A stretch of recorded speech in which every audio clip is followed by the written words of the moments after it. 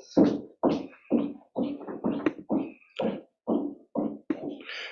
we're live streamed. Let me get my.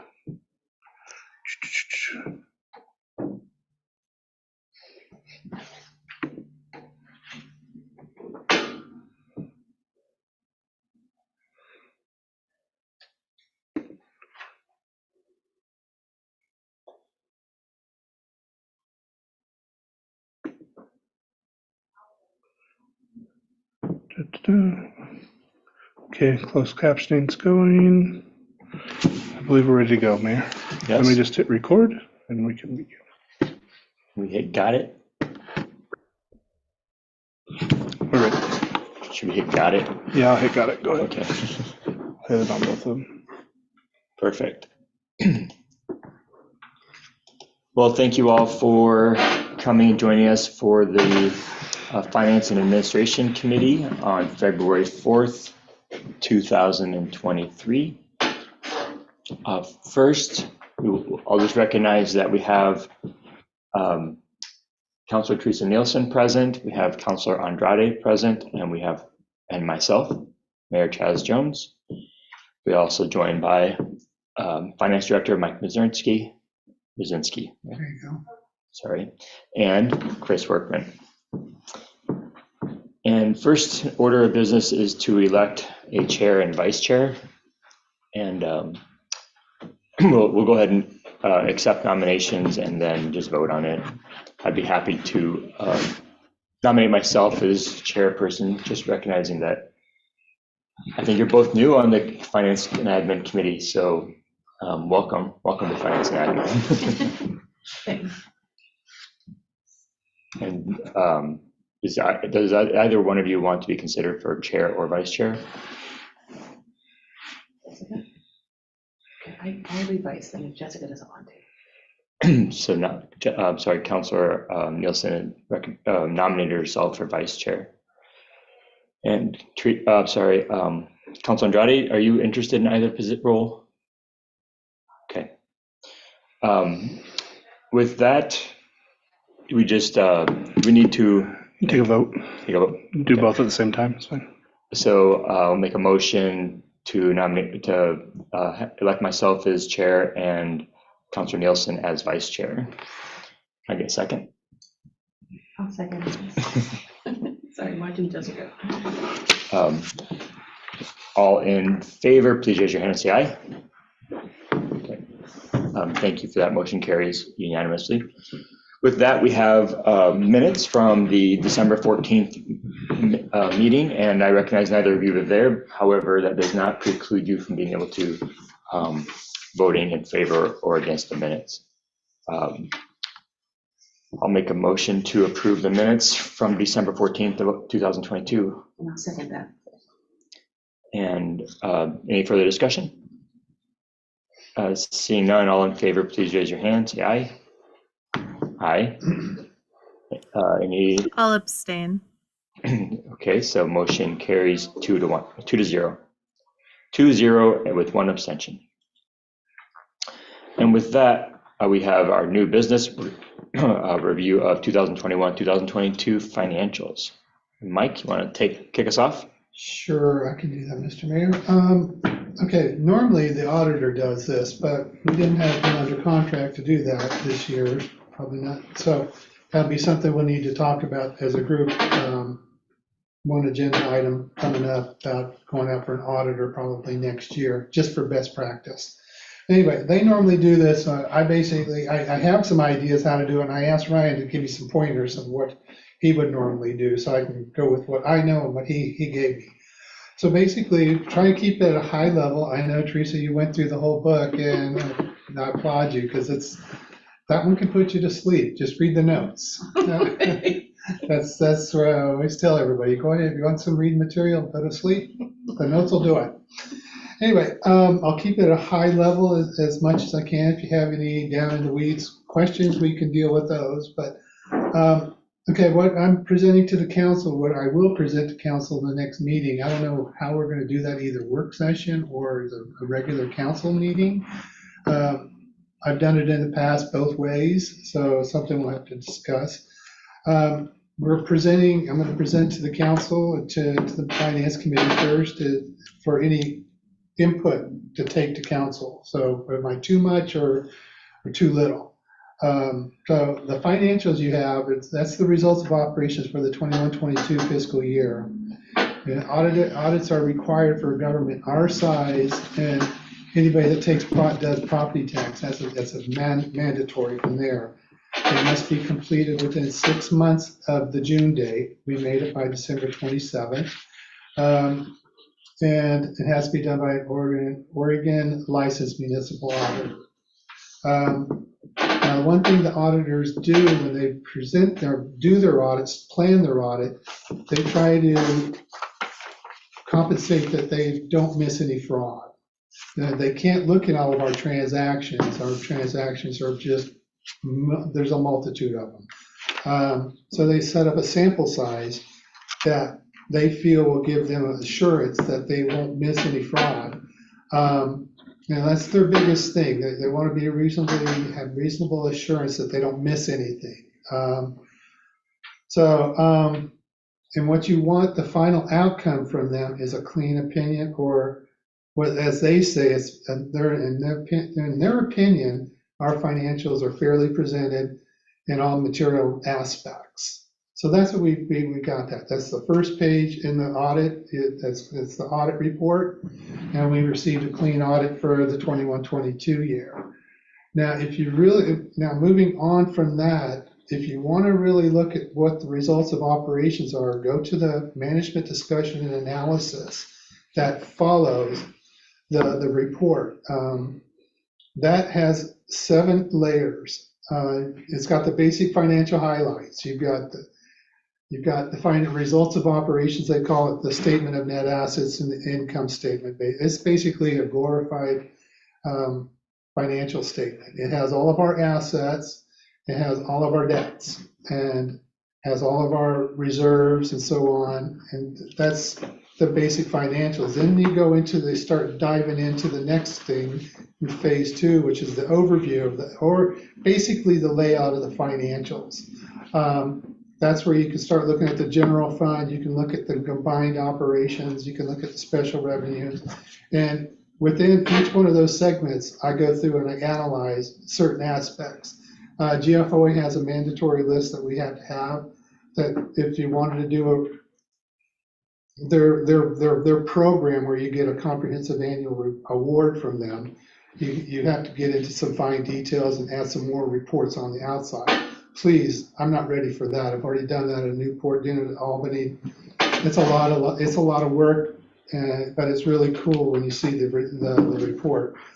So that's not isn't deep analysis, but it still has analysis. And then you go into the analysis of the government as a whole. We're looked at in this financial world. You look at the global, they call it the government-wide financial statements. That includes all the general fund, special revenues, debt funds, and any trust funds that we have. We don't have trust funds. Then you have your proprietaries. That's our public works office. That's the streets, water, sewer, storm drain. And those are a proprietary, but we look at that as a global. We call it government-wide. Then you start breaking those down into city funds. That's number 4. You go into further analysis, but just the MD&A has all this data. This is where you can get just a quick snapshot of what's going on with the financials. Then you start looking at how we did budgetary. They get your summarized financials, and you analyze the budgets. And last but not least, you look at the capital assets and debt as administration. That's the one of the final ones. The one they added about 10 years ago is the economic factors and the next year budgets and rates and so on. And that's the MD&A. So if you really wanted just a quick snapshot, quick overview of analysis, you go there. Then once you get past the MD&A, you look at the basic financials. That's where you start. It explodes. The information starts expanding. Then the notes is like I told you. That's about 10 years ago. It used to be 30 pages long. maybe less for y'all, probably about 20. When they came up with the new GASB for PERS, that added 32 pages to a minimum for a lot of the firms. The cities like Portland, it was like 200 pages. So GASB has turned into, for a lot of its finance directors, a real four-letter word that drives us nuts. And so once you get, you do your notes, and after that, you start getting into the required and other supplementary information. That's where you start looking at finer details of the general fund, the public works funds, and then your debt. And then you get your schedule of revenue expenditures, and you start looking at budgets. And the last section is called the compliance section. That's where the auditor goes through, and as he's doing his testing, he's answering other questions for the state. And that leads us to the page 74, where we had a significant deficiency because of the URA. We overspent the budget. It doesn't mean that we went overboard and we didn't lose money. It's just one of those, we had the money, we didn't set the budget right. I missed the budget. I didn't catch it till July. By then it was too late. So that's basically an overview. There was a couple of new things that the auditor had to do. He had to talk more about going concern in his audit report, and then any significant risk in the governance letter. We went over the governance letter at the last council meeting. That's where he did his, told him what he did and told him what we did. So that's what that was about. So basically, that's a quick overview of the financials. I didn't want to go into fine details, but if you have any questions on them, I will answer anything right now on that. Thank you, Mike. Appreciate that. So regarding the significant finding, can you explain the process for what we think we should have done versus what we did, and how that came? And I know you were kind of. That's the next. We got we got a whole second. Got it. Second item on that. Okay. What I need from y'all is this enough information for the council? Do we want to go into fine detail? I mean, unless, right now, if you have any questions, Teresa, I know you went through. Jessica, did you by chance go through the whole financial, the whole 84 pages? I did, but I didn't really understand what I was looking at. Okay. I think that I think the general overview has been helpful, though, and now I can go back over it and note any questions that I might have for the council discussion. Yep. I think that approximately that level of overview for the council would be approximately right. Okay. Now, you guys don't have to approve anything. You just say, just give me an idea what I need to do. If that's sufficient for you all, is that you kind of unanimous? Yeah. Okay. I just have one question. Sure. Were those ARPA in this budget? That document you talked about, management discussion and analysis, was really helpful. It did provide. Yeah, it does. Probably the easiest to understand of all the pages when it's kind of the summary. But I couldn't find, maybe I just didn't look, or it was a lot to go through. The ARPA funds, that 628,000, where is that in that budget? Is that somewhere listed as being It's in the received? general fund, It's in the yes. general fund, and it Yes. would be listed under the ARPA? It should be down Okay. there all by there should be an ARPA line. It's probably on page, If I could, you just tell me the page. I think maybe page 34. I think that's where the general Okay. fund is. I'm guessing so, but I That's all know right. that's about the right spot where it should be, or you can try 24 or 34. Okay. Somewhere in between there. He should see the general fund budgetary one. If not, give me a holler and I'll find it real quick for you. No, that's all right. It's in the general fund. And it signifies ARPA on that. Yes, Okay. yes. Perfect. That's what I wanted to know. And and one thing to note that really saved us some money in the audit, we didn't have to do a single audit report. Single audit is predicated based on the amount of federal funds that we receive. If you have $750,000 plus, you have to do a single audit. We only have the ARPA funds. And I think we had some federal funds, a couple $100, a couple $1,000. So anybody comes along and says, you have to do a single audit, I'm going, no, I don't. I didn't meet the thresholds. So I've had that actually happen. So just so that's a good thing to everybody to know, we did have to spend about $2,000 extra. And it's really time consuming to do one of those single audits. But in the balance comes in, and we may need to possibly correct, no? But that's for the next year. You only do it based on calendar year. it's based, thank Okay. God, yes, out of that, otherwise that's 1.7 or 1.2, something Yeah. like that. So now it's year by year, thank God. So, Perfect. So I'll move that we approve the presentation as presented. And I'll second that. Any further discussion? All in favor, please raise your hand, say aye. Aye. Motion carries unanimously. Thank you for that, Mike. okay. Next on the agenda, Mike, how about you? Yeah, really. Ooh. Okay.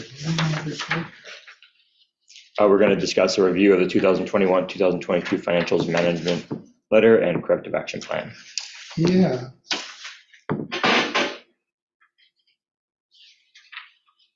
Oh, okay. It looks so familiar. I lost track of it. I made notes all over it. All righty. This is the next section where we're going to talk further about the compliance section. As you know, the audit was completed December 27, 2022. They gave us a management letter as part of their item, and it discussed the expenditures that were in excess of appropriations. We received a significant deficiency. There's 3 levels. You got a deficiency, significant deficiency, and material. A regular deficiency, we just do a report to council. We don't have to do any further and do a resolution. The next one is we do a resolution, come up with a corrective action plan, and file it with the Secretary of State. Material weakness, I have no idea what you have to do because I've never had one, so thank God. But a material deficiency is one that we don't have, but what happens is you have a significant deficiency that they feel that it would alter our opinion. It would not be fairly representative or anything. They would feel that there would be something wrong with the financials. That's a material weakness. With the significant, they don't feel anything's wrong. It's just a magnitude, and then it's just a magnitude above the other the deficiency. So basically, what you have to do. I mean, we had $577,000 we overspent in the URA budget. Our budget was our financials are okay. We just didn't correct the budget. If I'd have caught it in time, I could have fixed it, but I didn't. I caught it in July. It was too late. So what you have to do, we have to set up a corrective action plan. The corrective action plan, I've listed the steps that we're going to do. We've already started, put them in place. With a corrective action plan, you have to come up with a plan of attack, what you're going to do. I've got 3 steps, and then you have to name a time when it's going to happen. Normally, they give you a year to get it all set up. I've already set it up. It's already in motion. So I caught it. I couldn't fix it, so I just moved forward and fixed what I can. So now that's basically, I'm going to review all the financials, and I do that all the time and on a monthly basis, inquiry of any overages, and then review all capital project invoices before they're approved or paid. So, and then compare that to budget. And then if there's anything over, I'm bringing it to council. The council will be aware of any overages in advance. So, I recommend that we go forward with what my plan is as outlined. We've got to take this to council so they can approve the resolution. But the finance committee, it's like, what questions can I answer for you? So I think it's important for us to, like the timing of when it happened versus, I know you kind of came on board and then this happened, and, I just think it's important context to have shared. So I guess if you could just kind of talk us through when this happened, where you were at that point, and Well, I'll tell you where it happened. And when it happened throughout the year. I didn't have, I was overwhelmed by too much information at the time, putting a budget together, trying to figure out what was going on. I wish I'd have had it, I feel bad I missed it. If I could have caught it, I could have fixed it. But I didn't, things didn't settle down until July. Just takes that much time to get it done. But it just, Mr. Mayor, it happened through the year. And I didn't see it. so it wasn't just a single bill that came through? No, it was not one single bill. Got it. No, it was quite it was like I said, it happened throughout the year. It wasn't just one bill. And these were invoices coming to the city primarily from then Murray Smith, the engineer. Right. And so it was engineering work that was being done on streetscapes. We'd budgeted quite a bit of money there, thinking that would wrap up when we move into next year, but more of that project ended up getting done this fiscal year than future fiscal year, because it was like, we got the money and now we're going. So that was part of the problem. The other problem that came up was some of the engineering we thought ODOT was going to handle on their end as part of the ODOT project, they ended up pushing over for the city to take care of as part of our contribution towards the overall project. I mean, it's all the same money goes into the pot, but it matters who's putting what money in there to make the funnel pot. ODOT still contribute the same amount. It's just more of their money now is going to go towards the construction, and less of our money will go towards construction, because more of our money went towards the engineering that we thought that they were going to pay for, and they didn't. We ended up paying for it. So again, it's not costing the city more money. It's just we paid more money up front for the engineering than what we had originally budgeted. We ended up paying, essentially footing the entire engineering bill. ODOT now is paying for more of the construction on it. So that was really the big change, and that was the big expense, was additional engineering we didn't think we were paying for. We thought ODOT was paying for, that we ended up paying for instead. But we're confident that they're gonna pay more of the construction piece. You mentioned that. They have agreed to that, or we're? Yeah, because we've got an agreement on how much we're going to spend on the total project. We only have so much money in urban renewal. Right. And so when that money's spent, that money is spent. They know how much money they're going to come to the table with. So none of those numbers will change. It's just the percentage of that that's engineering and construction versus their amount. And there really wasn't a good way. I mean, you're talking about a year and a half ago when we were having these conversations about what that budget was going to look like with ODOT. There's so many different players at the table there. It was really hard to put a number in the budget on how much was going to be engineering, and it would have been very difficult for us to have known at that time what ODOT was going to be covering for engineering, what they weren't going to be covering for engineering.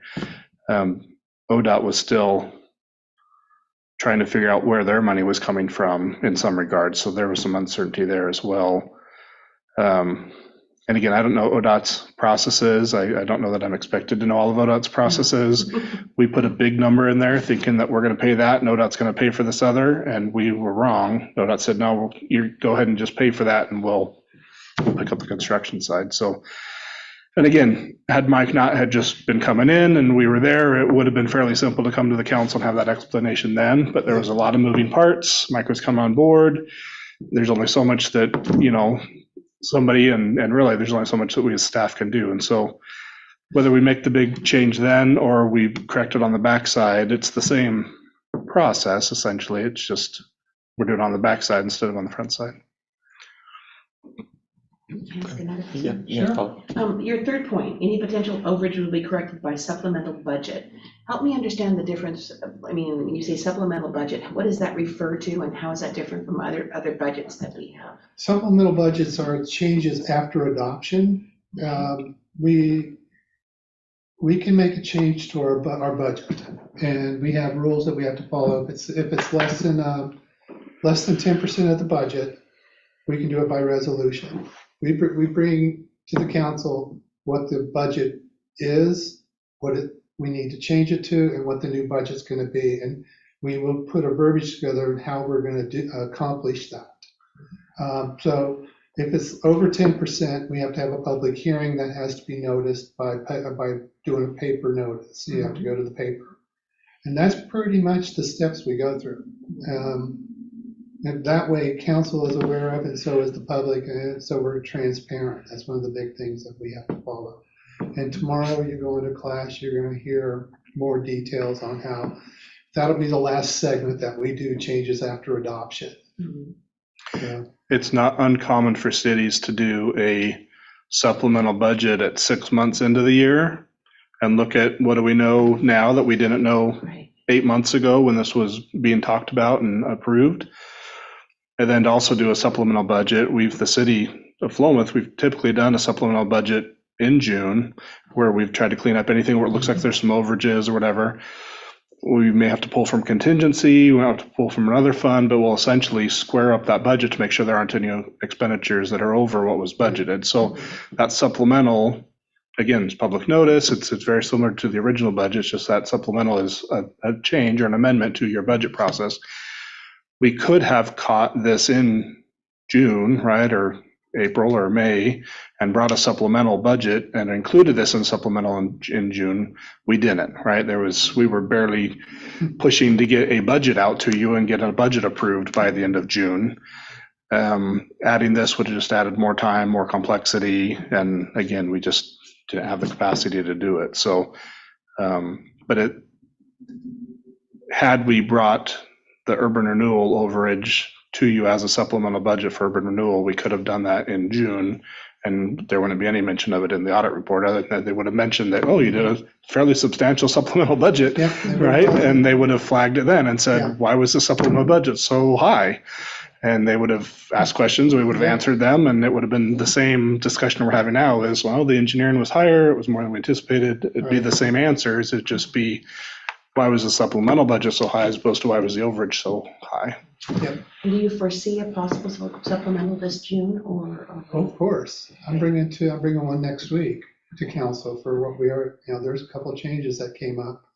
I will probably be bringing maybe 2 or 3 more before June.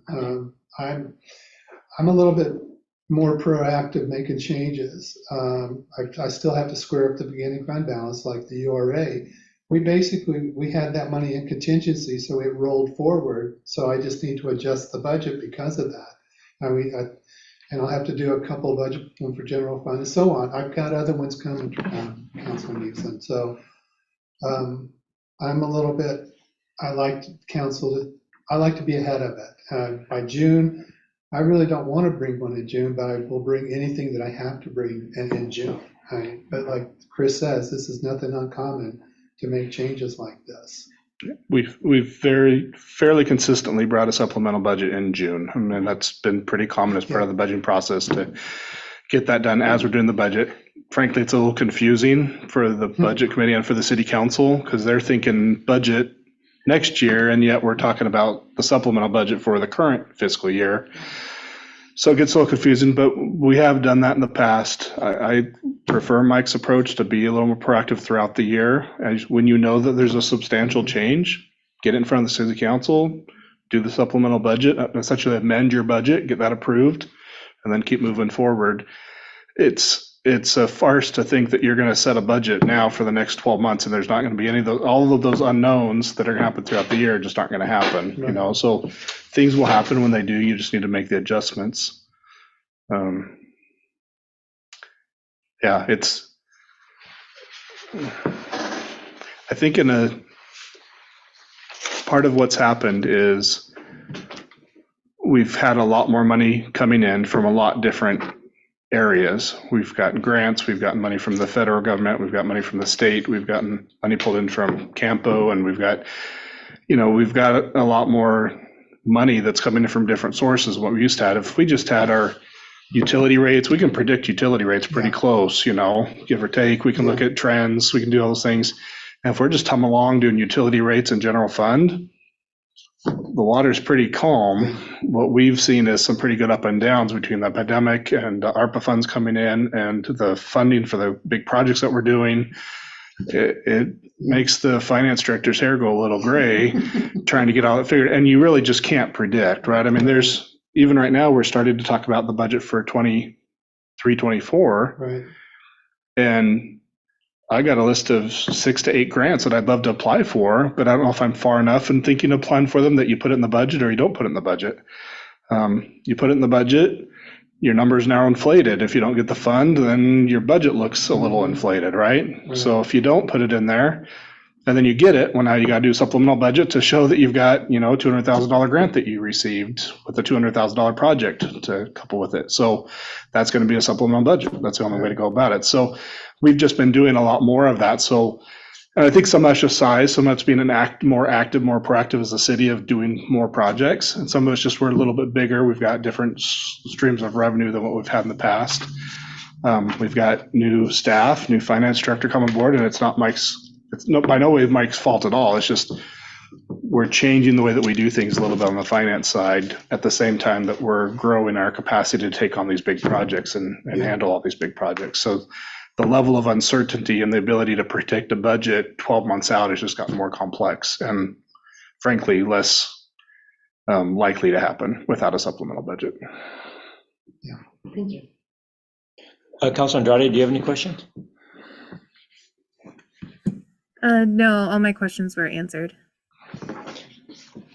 So I just want to verify that we can make a motion here to adopt this corrective action plan. Are we adopting the motion or does it go to council? It will go to council. Okay.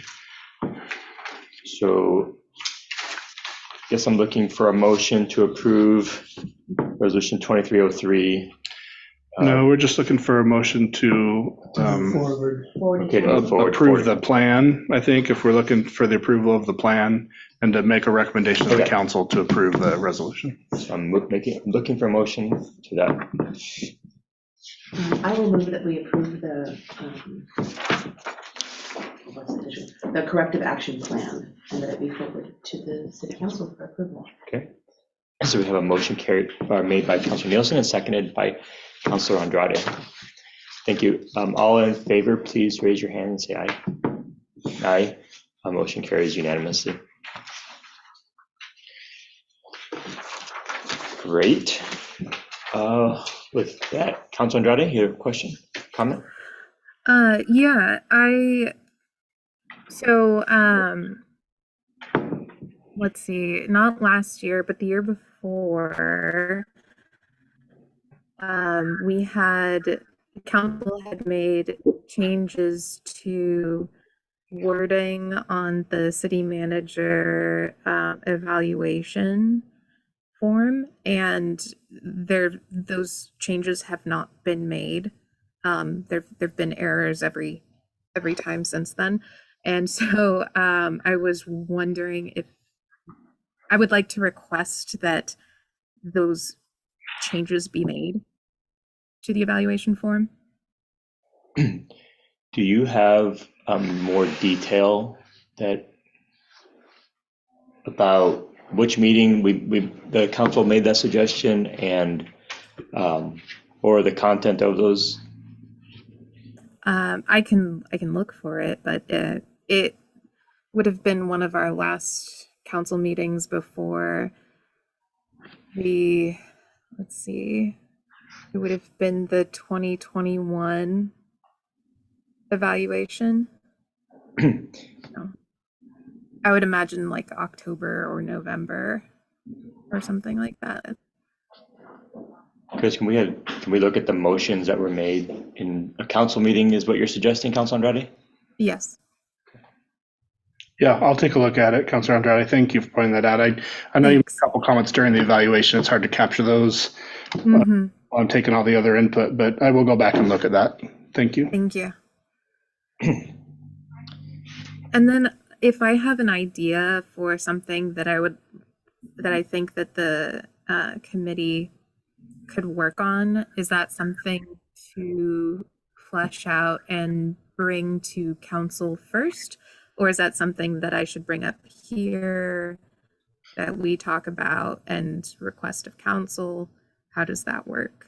I would propose via email a week prior to a council meeting that you have something added to the agenda that the council can then discuss. Thank you. Direct the committee to work on if they choose. Okay, thank you. Yeah, and I'll just offer, Councilor Andrade, if it's something you're not sure about, just give me a call or shoot me an email, and I can direct either to go to the committee or go to the council. I kind of run those through and see where it's most appropriate as well. So depending on the topic, some stuff is obviously going to the council first. If it's something minor, it makes sense to take it to the committee first. We might do that first. So just shoot me an email or give me a call. Thank you. Sure. Cool. Anything else? I'm just going to run by. I just want to get a thumbs up more than anything. We've switched to having the utility rates come to the admin or finance admin committee, period. The reason for that was because with the general fund fee in place, it was difficult for different committees to be looking at different things. Finance admin was looking at general fund fee and streets and other things. Public Works Committee was looking at water rates, sewer rates, all of those, and yet they were all affecting the same bottom line, which was a person's bill at the end of the month. So it shifted here. My recommendation, even though the general fund fee has gone away, would be to keep that here at Finance Admin, to have the Finance Admin Committee look at utility rates every year. The Public Works Committee will continue to look at the capital projects list, which will be a kind of a nice check. I mean, at the end of the day, everything comes to the council for review, but that way they can focus, because it happens at about the same time of year, which is right now. So we'll have Public Works Committee focus on the capital projects list, the capital improvement plan. Finance Admin will focus more on utility rates and what those rate structures will be, and then those two will have to marry and sync up when it gets to the city council level.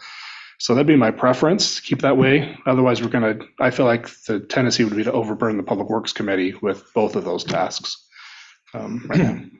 Well, as much as I like the idea of overburdening the Public Works Committee, I think it sounds like a fine approach, if others agree. It's shifted over the last 4 or 5 years. We've kind of gone one direction and back, and I just want to make sure that we're okay keeping that separate. You guys both agree? Okay. So we'll be scheduling sorry, I saw I had nod Councilor Andrade. I hope that was okay. So that'll be coming to you soon then. We've already started looking a little bit at rates. We had anticipated having the treatment plant constructed or near end of construction at this time. If you remember last year budget season, we talked about doing a rate study and contracting that out and having somebody come in and look at our rates and everything. We're about a year behind in getting the treatment plant up and going operational. So my recommendation for this committee is going to be that we hold off on doing that contracted analysis. We haven't done it this year because we don't know what the actual total cost of that reservoir and the treatment plant are actually going to be. We've got a budget number, but until we get a contract and that contract's completed, construction's done, that's when we'll know that number. We can back up all of the costs that went into that. We can estimate out future costs. I think we're going to be in a much stronger position to set utility rates for multiple years to come, a year from now, than what we are right now. So budget-wise, again, we budgeted money for a study this year. My recommendation, we don't try to squeeze that in between now and the end of the year. We just bump that over into the budget for next budget year.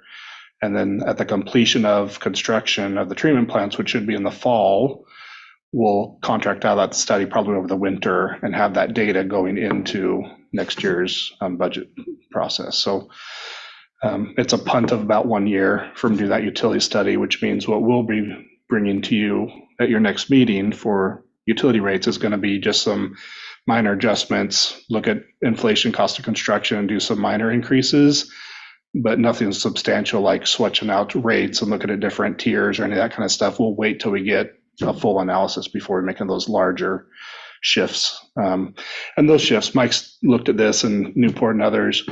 When you do that utility rate structure, you really look at where do we need to be today and where do we need to be 5-10 years from now, and how do we get there? And so you kind of set a schedule out of, increases or holding over a longer period of time, so that every year you don't feel like you're coming back to, okay, starting today, what are we going to start doing? You actually have a plan, more of a strategy looking out 5+ years on where rates are going to be headed. So We'll know more next year than what we know this year. I wish that we knew this year what we didn't know last year. We just don't. We've just not gotten far enough along. Makes sense to me. Okay. Good. That's one less quick study that we don't try to jam in between now and then, that we probably won't have capacity to do it correctly. So, good. Any questions? Anyone? No. Is that it? That's it. With that, we'll go ahead and adjourn this meeting. Thank you so much. Appreciate your time. Thanks, Sean. And have a great week. Thanks, Councilor Andrade. Thank you.